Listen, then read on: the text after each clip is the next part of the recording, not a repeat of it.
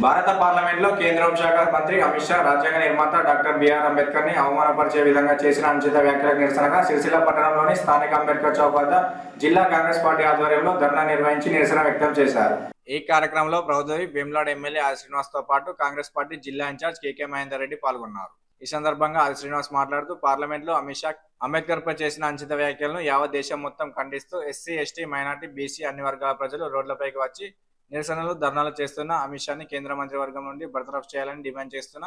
BJP party పట్టించుకోవడం లేదని ఆది శ్రీనివాస్ మండిపడ్డారు. బీజేపీ ప్రభుత్వం దిగివచ్చి అమిత్ షాపై చట్టపరమైన చర్యలు తీసుకోకపోతే ఆల్ ఇండియా కాంగ్రెస్ పార్టీ ఆధ్వర్యంలో ప్రజల పక్షాన నిలబడి కఠిన నిర్ణయాలు తీసుకుంటామని తెలిపారు. స్థానిక అంబేద్కర్ చౌక్ వద్ద ధర్నా అనంతరం కాంగ్రెస్ పార్టీ ఆధ్వర్యంలో జిల్లా కలెక్టరేట్ కార్యాలయంలో అడిషనల్ కలెక్టర్ కిమ్యా నాయక్ వినతి పత్రం అందించారు.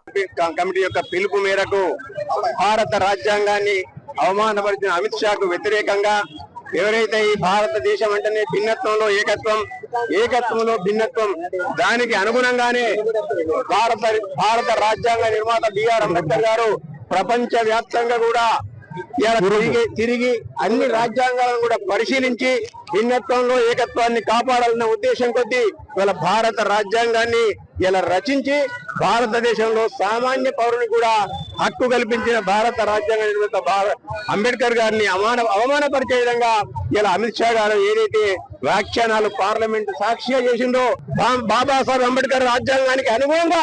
అనేక సంవత్సరాలుగా భారతదేశాన్ని పరిపాలించి ఇలా సబ్బండ వర్ణాలకు, ఇలా దళితులకు, హరిజనులకు, గిరిజనులకు, మైనారిటీలకు అందరికి కూడా హక్కులను కల్పిస్తూ ఇవాళ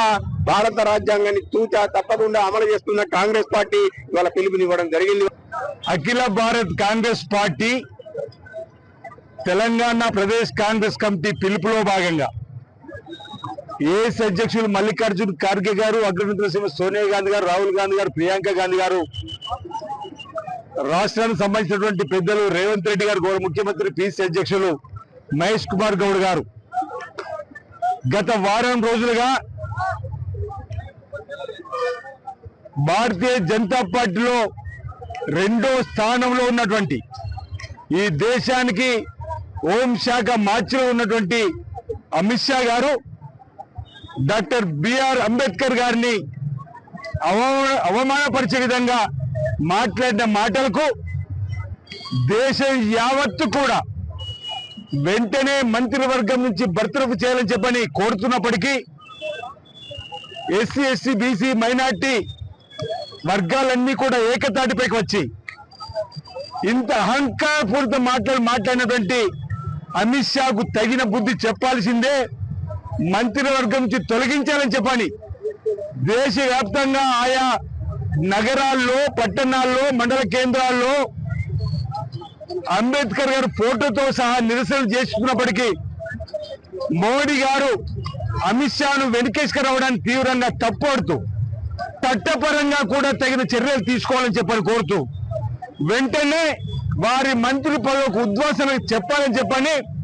ఈరోజు భారత రాష్ట్రపతి గారికి రాజన్న సిరిసిల్ల జిల్లా కాంగ్రెస్ పార్టీ పక్షాన ఓ వినతి పత్రం ఇచ్చే క్రమంలో వేలాది మంది ప్రజల సమక్షంలో ఓ ధర్నాను కూడా నిర్వహించుకొని భారతదేశ ప్రభుత్వానికి గట్టిగా ఓ హెచ్చరికను జారీ చేస్తూ